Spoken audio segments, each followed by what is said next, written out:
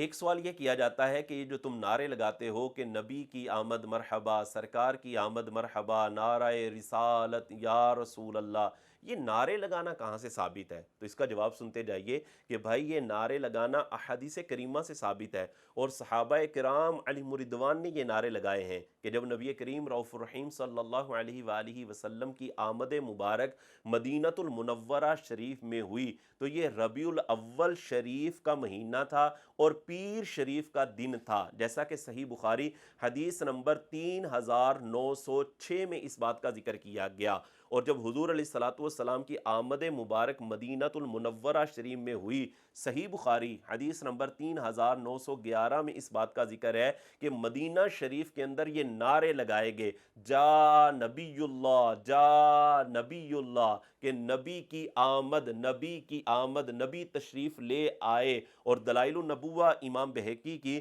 جلد نمبر 2 صفحہ نمبر 499 سے لے کر 505 پر ان تمام باتوں کا ذکر کیا گیا کہ جب حضور صلی اللہ علیہ وآلہ وسلم کی آمد مبارک مدینہ شریف میں ہوئی تو یہ نعرے لگائے گئے تھے، جا نبی اللہ، جا رسول اللہ، جا محمد الرسول اللہ، اللہ اکبر۔ یہ سارے نعرے احادیث کریمہ سے ثابت ہے، صحابہ کرام علیہم الرضوان نے یہ نعرے لگائے ہیں۔ اور صحیح مسلم حدیث نمبر 7522 میں اس بات کا ذکر ہے کہ جب حضور علیہ السلام کی آمد مبارک مدینۃ المنورہ میں ہوئی، ربیع الاول شریف کا یہ مبارک مہینہ تھا، پیر شریف کا دن تھا، ہوا کیا؟ فَصَعِدَ الرِّجَالُ وَالنِّسَاءُ فَوْقَ الْبُيُوتِ، کہ مرد اور عورتیں چھتوں پر چڑھ گئے، وَتَفَرَّقَ الْغِلْمَانُ وَالْخَدَمُ فِي الطُّرُقِ، بچے اور غلام راستوں میں دوڑنے لگ پڑے، اور ینادون، اور وہ پکارتے تھے، وہ نعرے لگاتے تھے،